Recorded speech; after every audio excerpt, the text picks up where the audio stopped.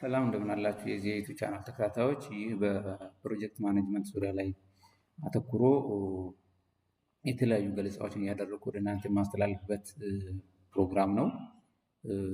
እስካሁን ከ30 በላይ የሚሆኑ ቪዲዮዎችን ለቅቅ ያለው ያንን ዩቲዩብ ቻናል ላይ ደስታ ጌታሁን ፕሮጀክት ማኔጅመንት እየገባችሁ ማየት ትችላላችሁ። ይሄ በዚህ ተጠናክሮ የሚቀጥል ነው የሚሆነው። እንግዲህ ይሄ በጣም ወሳኝ ጉዳይ ነው። ፕሮጀክት ማኔጅመንት አንድ ትልቅ ጽንሰ ሀሳብ ነው፣ ትልቅ ዘርፍ ነው። አጠቃላይ በግለሰብ ደረጃ የሚሆን በተቋም ደረጃ እንዳገርምና ያን ታሳቢ አድርጎ ይሄ በዚህ የምለቃቸው የተለያዩ ትምህርታዊ ገለጻዎች አስተዋጽኦ ይኖራቸዋል ብዬ አስባለሁ። እንደምትከታተሉ ተስፋ አድርጋለሁ። ባለፉት በለቀኳቸው ቪዲዮዎቼ ፋይናንሻል ግምገማ በጣም ወሳኝ እንደሆነ መግለጽ ይታወቃል። በተለይ ፕሮጀክት ማኔጅመንት ሲታሰብ፣ ፕሮጀክት ሲታሰብ ፋይናንሻል ግምገማ ወሳኝ ነው። ያንን ግምገማ ማለፍ አለበት ፕሮጀክት ፕሮፖዛላችን። በተለይ ደግሞ ለትርፍ የሚቋቋም ለቢዝነስ የሚቋቋም ከሆነ ያንን ፋይናንሻል ግምገማ ማለፍ አለበት። ስለዚህ የፋይናንሻል ግምገማ ደግሞ በውስጡ የሚይዛቸው ብዙ ነገሮች አሉት እና ከዛ የሚቀጥለው ነው ዛሬ ገልጻ የማደርገው። ከዚህ ከፋይናንሻል ግምገማ አኳያ አንደኛው የዚህ የፕሮጀክት ስንጀምር የመጀመሪያ ኢንቨስትመንት ወጪ አለ። አንድ ፕሮጀክት ሲጀመር ኢኒሻል ካፒታል ያስፈልገዋል። እነዛ ኢኒሻል ካፒታሎች ደግሞ በደንብ ተተንትኖ መቀመጥ መቻል አለበት። በደንብ ግልጽ በሆነ መልኩ ለሚያጸድቅም አካል ለሚከታተልም አካል ግልጽ በሆነ መልኩ ፕሮጀክት ፕሮፖዛላችን ላይ መታየት አለበት እና ይህ የመጀመሪያ ኢንቨስትመንት ወጪ ወይም ኢኒሻል ካፒታል የምንለው እንግዲህ ፕሮጀክት ስራ ከመጀመሩ በፊት የሚወጡ ወጪዎች ናቸው። ፕሮጀክቱ ከመጀመሩ በፊት የተለያዩ ለዛ ለፕሮጀክቱ ቅድመ ሁኔታ መደላደል የሚፈጥሩ ነገሮችን ወጪዎች የሚመለከት ነው። ለምሳሌ ፕሮጀክታችን መንገድ ስራ ቢሆን ወይም ህንፃ ቢሆን ወይም ፋብሪካ የሆነ ግንባታ ቢሆን ለዛ ኢኒሻል ኢንቨስትመንት ያስፈልገዋል። ለምሳሌ የቦታ ጽዳት፣ የመሬት ማዘጋጀት፣ የምህንድስና ወጪ፣ የመሳሪያ ተከላ ወጪ፣ የማሽነሪ ግዢ ወጪ፣ የህንፃ ግንባታ ወጪ፣ የህንፃ ዲዛይን ወጪ፣ ለባለሙያዎች የሚከፈል አበል፣ እነዚህ በሙሉ ዋናው የፕሮጀክት ስራ ከመጀመሩ በፊት ዋና ፕሮጀክቱ መሰረት የሆኑ ነገሮች ስለሆኑ ኢኒሻል ኢንቨስትመንት ያስፈልጋቸዋል እና ኢኒሻል ኢንቨስትመንት የምንለው ለእንደዚህ አይነት ወጪዎች የምናውለው ወጪ ኮስት ነው ማለት ነው እና ይሄ በጣም ወሳኝ ነው። ይህንን ስንሰራ ነው ከዛ በኋላ ደግሞ ወደ ዋናው ፕሮጀክት ወደ ቀጥታ ከምርቱ ጋር ወይም ከአገልግሎት ጋር ከሚገናኝ የፕሮጀክት ስራ ለመስራት እነዚህ መሰረት ይሆናል ማለት ነው እና ይሄ ኢኒሻል ኢንቨስትመንት ፕሮጀክት ፕሮፖዛላችን በደንብ በግልጽ መታየት አለበት። ስለዚህ እነዚህ ወጪዎች ፕሮጀክቱ ምርት ወይም አገልግሎት ከመስጠቱ በፊት አንድ ጊዜ ወይም በመጀመሪያ ጊዜ የምናወጣቸው ወጪ ናቸው። እንግዲህ ፕሮጀክታችን ምርት ሊሆን ይችላል የሚያመርተው ወይም ሰርቪስ ሊሆን ይችላል። ያንን ከመጀመሩ በፊት ዋናውን ምርት ወይም ዋናውን አገልግሎት ከማቅረቡ በፊት የሚወጡ ወጪዎች ናቸው ማለት ነው። ቅድም ከላይ በገለጿቸው መልኩ ለተዘረዘሩ ተግባራትና ለመሳሰሉ። ስለዚህ በጣም ወሳኝ ነው ማለት ነው። ሌላው ፕሮጀክት ፕሮፖዛላችን በደንብ ማሳየት ያለበት ኦፕሽናል ወይም ኦፕሬሽናል ኮስት ወይም የስራ ማስኬጃ የምንለው በደንብ ማሳየት አለበት። ይሄ በጣም ወሳኝ ነው፣ ስራ ማስኬጃ ለአንድ ፕሮጀክት አፈጻጸም። ይሄ ደግሞ ፕሮጀክት ፕሮፖዛላችን በግልጽ ማሳየት መቻል አለበት። በተለይ ይሄ ኦፕሬሽናል ኮስት በዋናነት ስራ ላይ የሚውለው ፕሮጀክት ስራ ከመጀመረ በኋላ በቀጣይነት የሚወጡ ወጪዎች ናቸው። እነዚህ ስራ ማስኬጃ በቀጣይነት እና በተከታታይ የሚወጡ ወጪዎች ናቸው።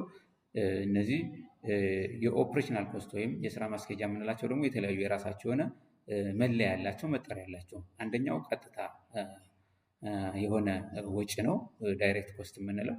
ሌላው ከዚህ ጋር ተያያዥ የሆነው ደግሞ ቀጥታ ያልሆነ ወጪ ወይም ኢንዳይሬክት ኮስት የምንለው ነው። ሌላኛው ደግሞ ቋሚ የሆነ ወጪ ወይም ፊክስድ ኮስት የምንለው፣ ሌላው ደግሞ ተለዋዋጭ እና ቫሪያብል ኮስት የምንለው። እነዚህ የስራ ማስኬጃ ወጪዎች በተለያየ መልኩ በዚህ መልኩ ተተንትነው የሚቀመጡበት ሁኔታ ነው ያለው። ለምሳሌ ቀጥተኛ ወጪ ወይም ዳይሬክት ኮስት የምንለው ቀጥተኛ ወጪ ከፕሮጀክቱ ዋና ምርት ጋር ወይም አገልግሎት ሂደት ጋር በቀጥታ የሚገናኝ ማለት ነው። ይሄ በቀጥታ ከፕሮጀክቱ ከሚተገብረው ተግባር ጋር በቀጥታ የሚገናኝ ወጪ ነው ማለት ነው የቀጥተኛ ወጪ እና ይሄ በደንብ አግባቡ ፕሮጀክት ፕሮፖዛላችን ላይ መታየት አለበት። ለምሳሌ በአገልግሎት ለተሰማራ ፕሮጀክት የአገልግሎት ስራ ላይ የተሰማሩ ሰራተኞች ደሞዝ ለምሳሌ ሰርቪስ ከሆነ የሚሰጠው ለምሳሌ አንድ ፕሮጀክት ሰርቪስ ከሆነ እዛ ያን ሰርቪስ የሚሰጡ ሰራተኞች ይኖራሉ። ለነዛ ሰራተኞች የሚከፈለው ገንዘብ ቀጥተኛ ወጪ ነው ማለት ነው። ምክንያቱም ቀጥታ ያንን ሰርቪስ የሚያቀርቡት እነዛ ሰራተኞች ስለሆኑ ይሄ በደንብ መገለጥ ያለበት። የማሽነሪ አጠቃቀም ለምሳሌ ምርት ከሆነ ለምሳሌ ያ ምርት ለዛ ማሽነሪ የሚወጣው ወጪ በራሱ ቀጥተኛ ወጪ ነው ማለት ነው። በተለይ ጥገና ጋር ተያይዞ ማሽኑ ቢበላሽ ለዛ የሚወጣ ጥገና ቀጥተኛ ወጪ ነው። ጥሬ ዕቃ ፋብሪካ ከሆነ ለምሳሌ ለዛ የሚያስፈልገው ጥሬ ዕቃ ይህም ቀጥተኛ ወጪ ነው ማለት ነው። እና ይህ አጠቃላይ በነገራችን ላይ ለፕሮጀክቶች አይደለም፣ አጠቃላይ ለቋሚ ስራም በእንደዚህ አይነት መልኩ ቀጥተኛ ወጪ፣ ቀጥተኛ ያልሆነ ወጪ፣ ተለዋዋጭ ያልሆነ ወጪ የሚል የሂሳብ ስሌት እየተጠቀምን ነው ፋይናንሳችንን የምናስተዳድረው። ይሄ ለፕሮጀክቶች አይደለም፣ አጠቃላይ ለማንኛውም ስራ ፋይናንስን ለሚመለከት ሁሉ የሚያገለግሉ ናቸው። እነዚህ ዳይሬክት ኮስት፣ ኢንዳይሬክት ኮስት፣ ቫሪያብል ኮስት፣ ፊክስድ ኮስት የሚባሉት ማለት ነው። በዛ ልክ መለየት ያስፈልጋል። ቀጥተኛ ወጪ ያልሆነ የምንለው ከምርቱ ወይም ከአገልግሎቱ ጋር በቀጥታ የማይገናኝ ግን ለዛ ደግሞ ስራ በጣም አስፈላጊ ነው። ዋናውን ምርት ወይም አገልግሎት ለማቅረብ አስፈላጊ የሆነ ግን በቀጥታ ከምርቱ ጋር ወይም ከአገልግሎቱ ጋር የማይገናኙ ወጪዎች እነዚህ ቀጥተኛ ያልሆኑ ኢንዳይሬክት ኮስት የምንላቸው ናቸው። ለምሳሌ አንድ ድርጅት የሆነ ተቋም ምርት የሚያመርት ሊሆን ይችላል። ለዛ የሚያስፈልጉ ሌሎች ወጪዎች ያስፈልጋል። ለምሳሌ የውሃ ክፍያ፣ የኤሌክትሪክ ኃይል ያስፈልገዋል፣ የስልክና ኢንተርኔት ያስፈልገዋል፣ የጥበቃና የደህንነት ወጪ ያስፈልገዋል። እነዚህ በሙሉ ለፕሮጀክቱ ዋናውን ምርት ለማምረት ወይም ዋናውን ተግባር ለማከናወን በጣም አስፈላጊ ነው። ግን ቀጥታ ከምርቱ ጋር ስለማይገናኙ ኢንዳይሬክት ኮስት ብለን ነው የምንወስዳቸው። እነዚህ ቀጥተኛ ያልሆኑ ወጪዎች ብለን ነው የምንወስዳቸው ማለት ነው። ይሄ አንደኛው ግልጽ እንድመሆን የሚያስፈልገው ጉዳይ ነው።